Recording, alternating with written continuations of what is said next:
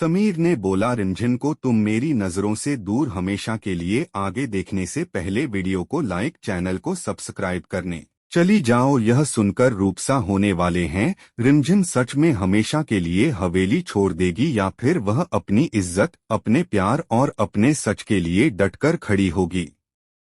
हवेली के दरवाजे उसके लिए बंद कर दिए गए हैं। दादाजी का भरोसा चकनाचूर हो चुका है। समीर की साजिश सबके सामने आ चुकी है और बड़ी बुआ के शब्द उसके कानों में हथौड़े की तरह गूंज रहे हैं कि इस घर में तुम्हारे लिए कोई जगह नहीं है।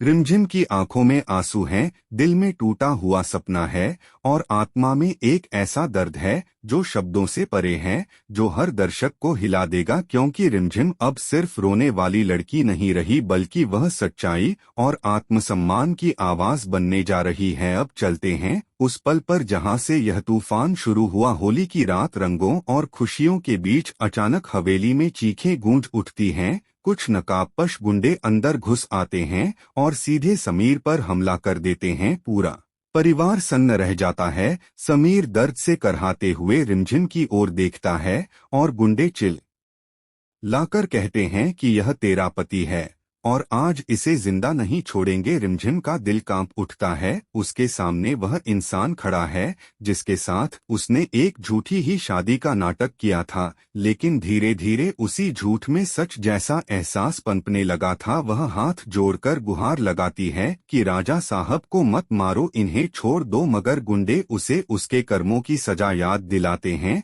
और कहते हैं कि आज इसका अंजाम भुगतना ही पड़ेगा। समीर की जान खतरे में देखकर रिमझिम टूट जाती है। वह पूरी हवेली के सामने चिल्लाकर कह देती है कि इसे मत मारो, यह मेरा पति नहीं है, हमारी शादी एक ड्रामा है, एक झूठ है। जैसे ही यह शब्द उसके मुंह से निकलते हैं, हवेली में सन्नाटा छा जाता है। दादाजी की आंखों में आंसू और गुस्सा एक साथ उतर आता है। परिवार के हर सदस्य के चेहरे पर हैरानी है। बड़ी बुआ के होठों पर ताना है। समीर की आंखों में एक अजीब सी चमक है। रिमझिम रोते हुए सारी सच्चाई बताती है कि कैसे मजबूरी में आकर उसे यह झूठा रिश्ता निभाना पड़ा। वह कहती है कि उसका इरादा किसी को धोखा देने का नहीं, हालात ने उसे ऐसा करने पर मजबूर किया। लेकिन दादाजी के लिए यह सब सुनना आसान नहीं।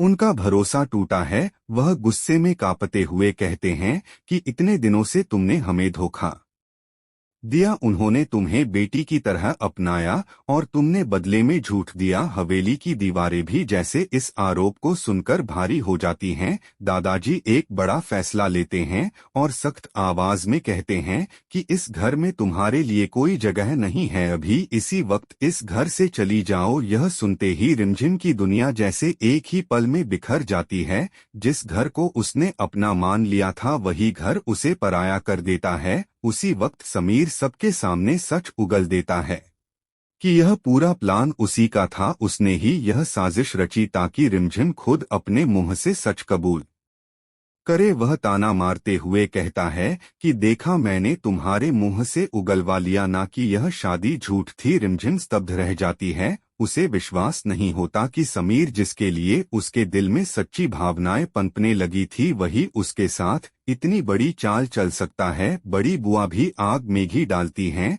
और कहती हैं कि अब तुम्हारी सच्चाई सबके सामने आ चुकी है, अब यहाँ से चली जाओ। लेकिन कहानी यहीं खत्म नहीं होती। रिमझिम के मन में अब एक नई आग जल चुकी है। वह सोचती है कि अगर उसने गलती की थी तो क्या उसे सफाई देने का हक भी नहीं?